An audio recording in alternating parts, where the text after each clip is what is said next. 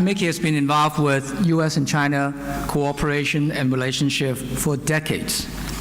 When he was the chief U.S. trade representative from 1993 through 1996 under the Clinton administration, he was one of the most instrumental persons from U.S. for the negotiation of China entering into the WTO. And we all knew what happened next, as we have seen the tremendous growth of China and the very much vibrant business opportunities for all over the world. After his service as the U.S. Trade Representative, he became the Secretary of Commerce, also under the Clinton administration. And today, Ambassador Kantor is a partner at the law firm Mayer Brown. He continues to work tirelessly on promoting continuing dialogue between U.S. and China. So without further ado, please join me to give a very warm welcome to Ambassador Mickey Kantor.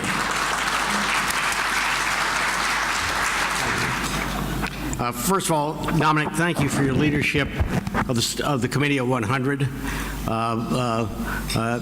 We have Mr. Kwan who's coming next. I'm sure he will exceed what you've been able to do. This is a great organization. I'm delighted, of course, to see my friends Charlie, Stewart, you, Dominic, from LA who are here. LA is a tremendous place. We all love it, and it's a great place for the Committee of 100. Let me start off by talking about great pronouncements and public relations, core interests, pivots, all these things we hear about. They're not very productive. Let me say they get in the way of reality. And what they've done it for political purposes. I'm sure I've done the same thing myself when I was in office. And we've got to get away from that. The U.S.-China relationship is the most important relationship of any two countries in the entire world.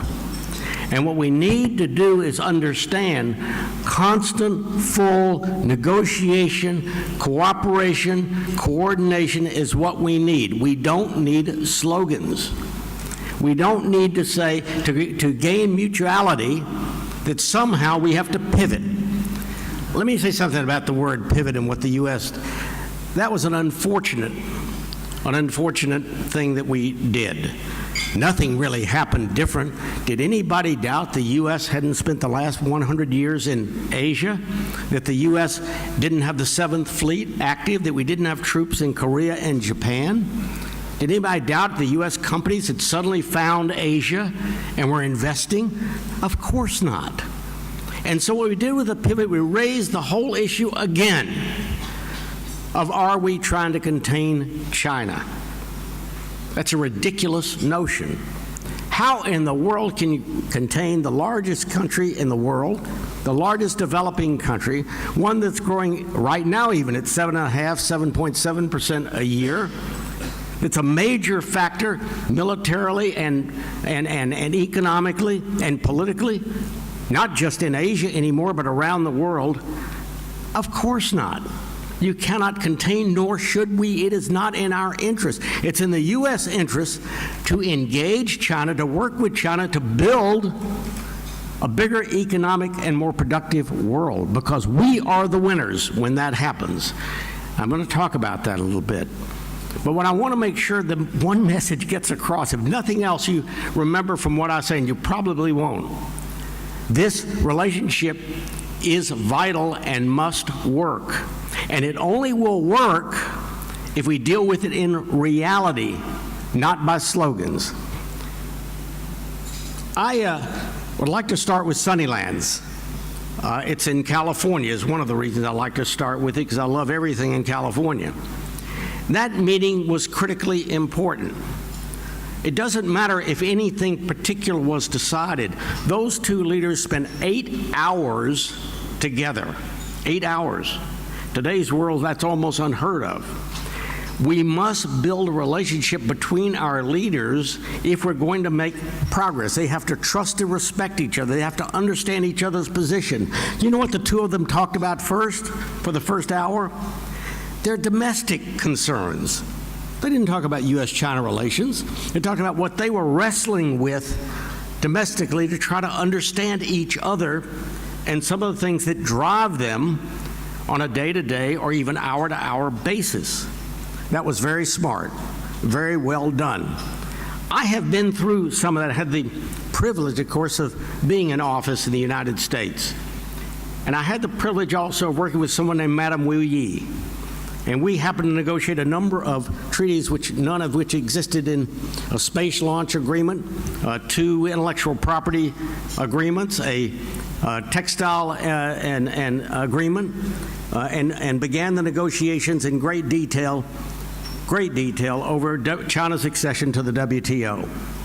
I mention that not about me and not about Madame Wu Yi. It's about when you sit down with someone and I spent more hours with Madame Wu Yi in 1993 and 94 than I did with my wife. The fact is that we're able to get things done because in the end we trusted each other. We knew when one of us said we were committed to something, it was going to get done. I knew it when she said it, and then she knew it when I said it. And believe me, that is not a thing that happens a lot in international policy and politics. So Sunnylands creates the atmosphere upon which we can build. We need to do more of this. I don't understand why we don't have not just our leaders, but our ministers and cabinet officers, sub-cabinet officers and sub-ministers meeting time after time, week after week, month after month, in order to address the number of challenges, not problems, challenges that we have. We've got to get over the problems. We have ideological differences. That's fine. We agree not to think alike, but we need to walk together. Politicians on both sides fan the flames of distrust for their own purposes. We need to ignore that, or we need to shout more. A great American justice once said the answer for trying to stop speech is more speech. And that's what we ought to be doing in our international relations. There are legitimate differences in our economies, legitimate differences in the way we proceed, legitimate differences in geography and economic circumstances. But there is a strategic imperative, a political imperative, and an economic imperative for the U.S. and China to begin to address all of the things that they face today, not just between the two of them. We have an obligation and responsibility, in my view, to also address issues like Syria, like Iran, like North Korea. We've got to do that. We've got to deal with the Diaoyu Islands and the South China Sea. I know that's delicate here in China, but it's time that we said these are not productive. Why are we fighting a bunch of rocks out in the Pacific? Why are we discussing them when we have so many more bigger things to discuss and to address? And that means our leaders have got to say, enough of this. It's time to address the issues that really make a difference to our people. And let's talk about a few of those. Obviously, North Korea is one. North Korea is a nuclear power. North Korea is a destabilizing force, needs to be addressed. China can be extremely influential. North Korea must pay attention to China. That's one thing China needs to do more of. I'm going to be very blunt with you. China's not done enough to address the North Korean question, and they need to do more. But the U.S. has some things that we ought to be dealing with as well. We need to make sure that the question of Taiwan is finally addressed. Taiwan is going to be part of Greater China. I don't know if it's this year, next year, or 50 years from now. It's going to happen. So, folks, it's time for the U.S. allies all to say to Taiwan, enough is enough.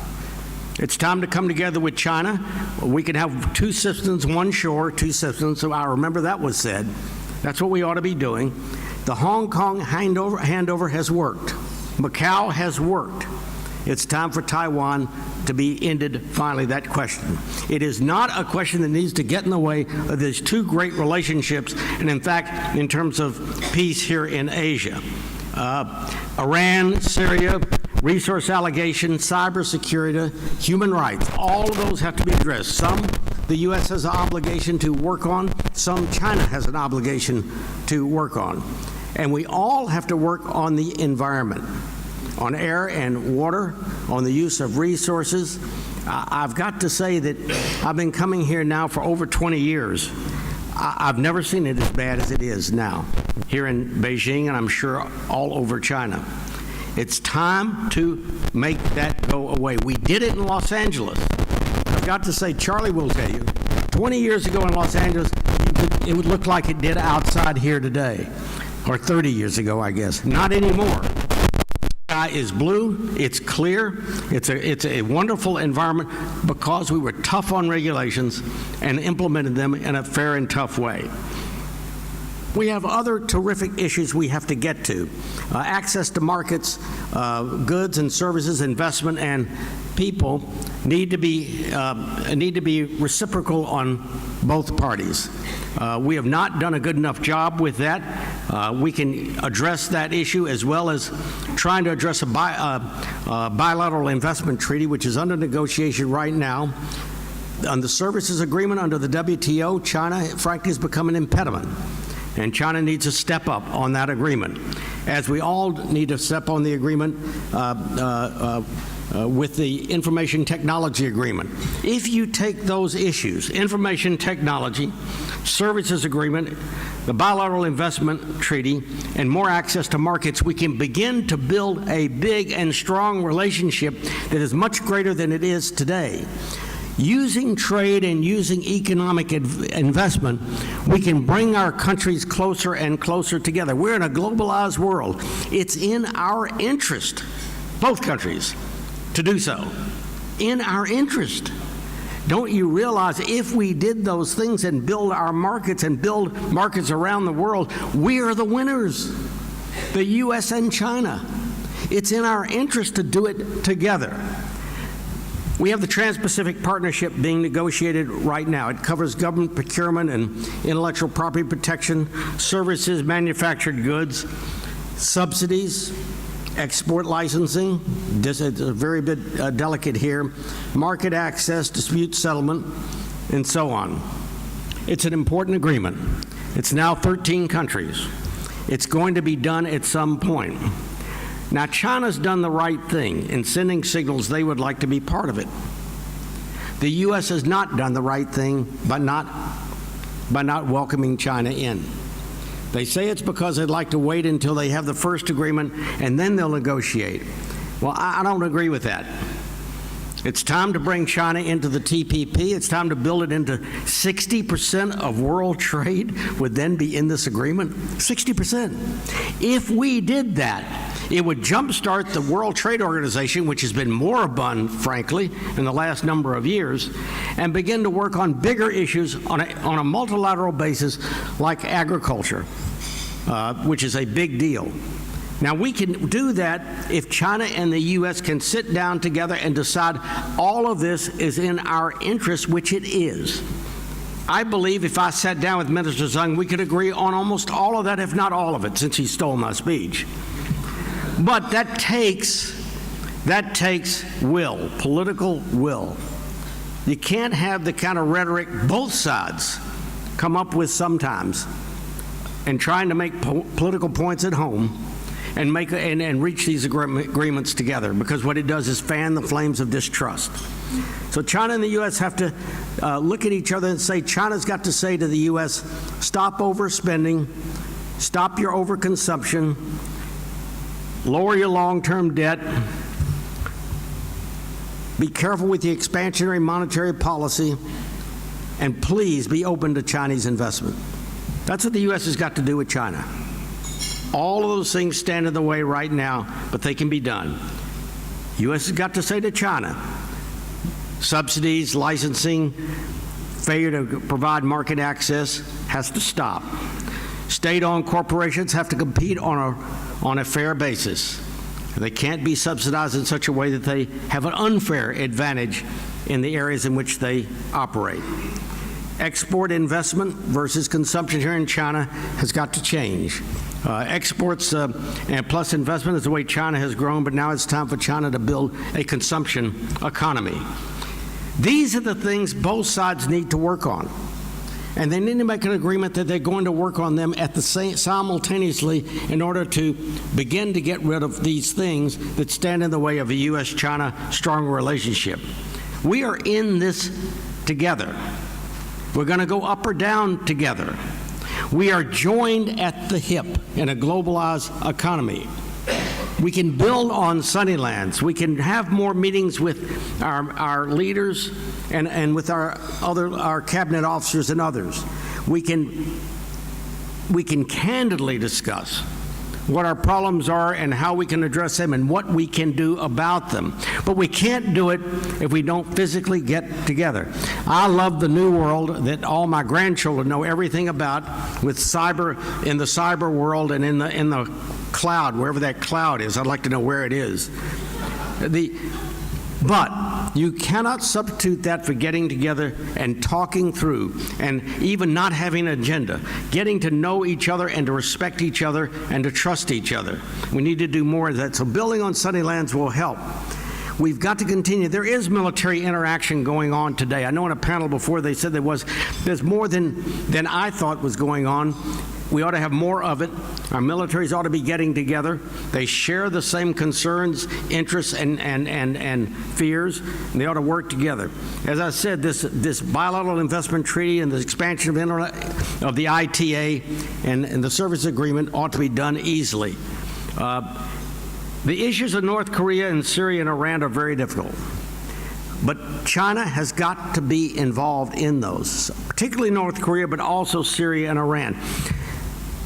If China is going to be a global power, which China is already, China then has to take some responsibility. You can argue with the U.S. that we make some bad decisions as a global power sometimes in what we do and what we get involved in. I will accept that. But we are involved.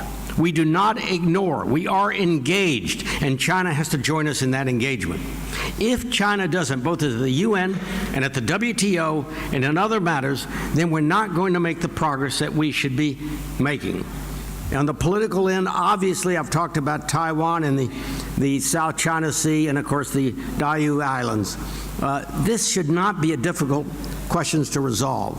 I think the U.S. ought to play, between Japan and China particularly, some role to bring the two together and resolve this. Rattling the swords, particularly by Japan, is not helpful. But what we've done is, by not settling the issue, allowed that to fester. And when it festers, it's going to cause a problem in the end. The last, I would say this. One way to break the ice here is for the U.S. to invite China into the Trans-Pacific Partnership, and for China to accept, and for China and the U.S. to immediately sit down and resolve the issues in that as quickly as possible. Those kinds of things being done over the next 18 months, those issues, especially in the economic area, will bring us closer together, will create more trust, will probably relieve of that rhetoric that we have, unfortunately, of trying to raise the flames of distrust between our two nations. This is a tremendous relationship. It could be even better. And it's time for us to wipe away the problems that stand between us and address those issues that we both support. Thank you for having me. I appreciate it very much.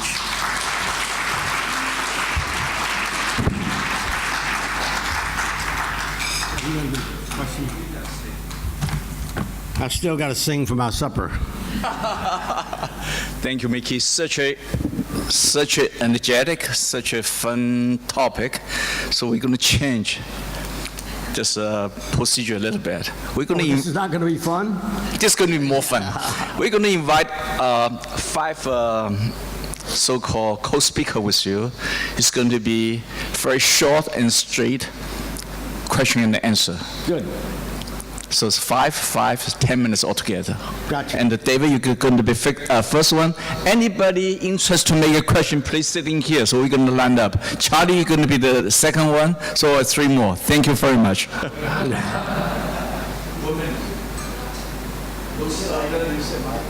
Do I get to choose the speakers?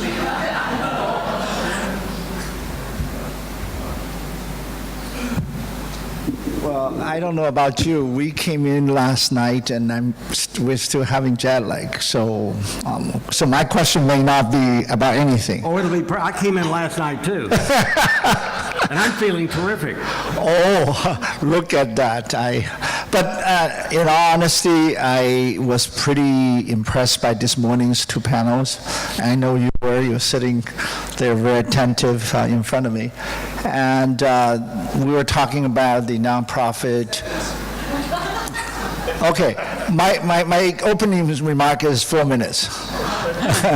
No. In a nutshell, I just want to follow up a question that was asked in the last panel, and that is, from all the things we can do, if you have to pick low-hanging fruit, what Committee 100, in your opinion, that we could do that in fact will move this relationship forward?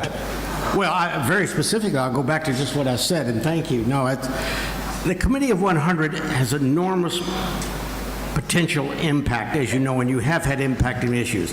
Look what's sitting there right now. This bilateral investment treaty between China and the United States is being negotiated right now, going too slow.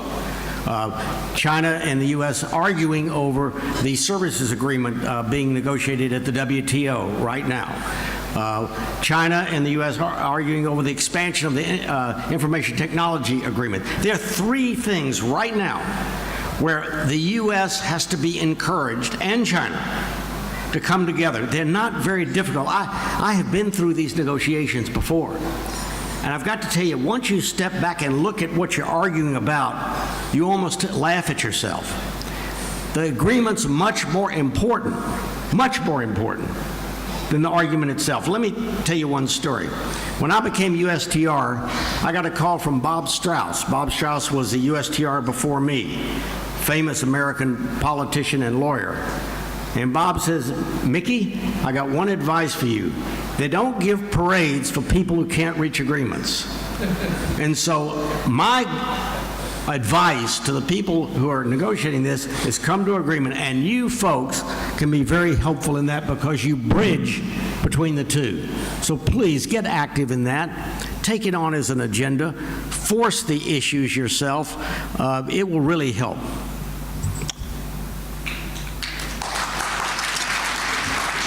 Good afternoon, Mr. Secretary. It's good to have lunch with you again. Of all the You places. call me Mickey every Okay. time, you know, what is Well, okay, Mickey. Okay, it's good to have lunch with you again. But of all the places in Beijing, not something I expected. And I know you are an expert in political campaigns. And 2014 is coming up. After that, people in the United States are going to think about 2016. I think in this country, the political observers are going to trying to figure out which candidates, what their positions are, you know, with regard to China. And I know you are a very close friend of Mrs. Clinton. And I think there has been some speculation about her role in pivot to Asia. And I know you guys will talk.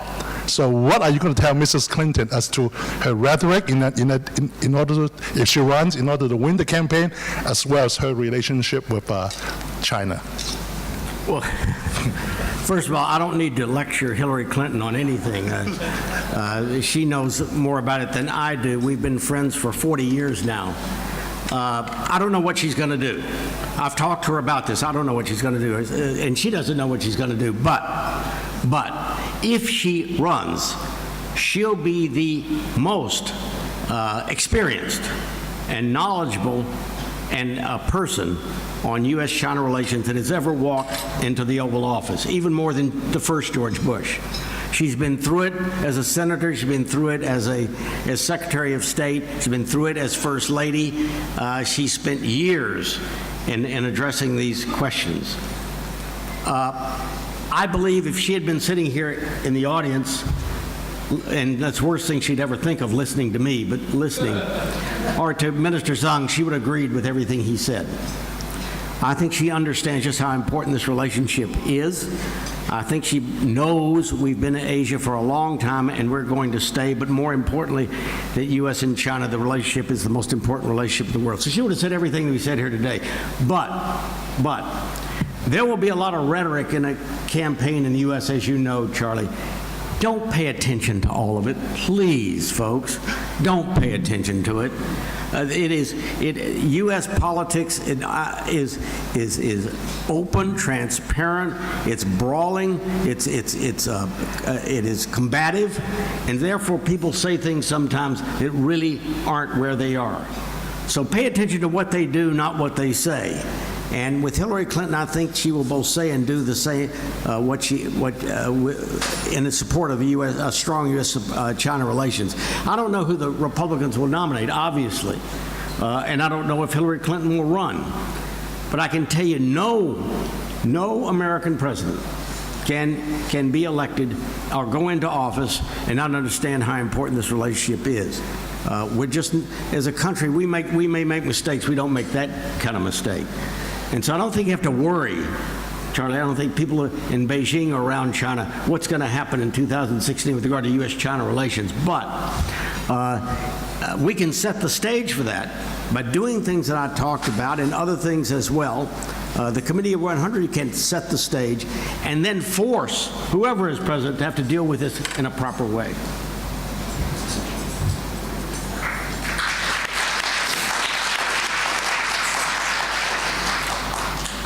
Let me say one other thing. Let me go ahead. Let me just about that.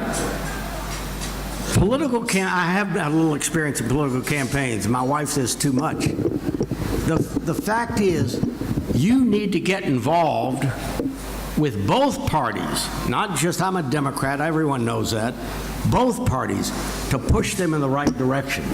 Don't stay out of this campaign. The Committee of 100, I know you're a nonprofit, but you can get involved in educating both parties. It's really important that you do that prior to the election in 2016. So the candidates that are finally nominated, their platform is something that we can all live with. Wow, what a dynamic speaker, Mr. Ambassador. Mr. Zheng might steal your nose, but you certainly reproduced a better one. Thank you very much. Let's give our speakers a big round of applause here. Thank you very much.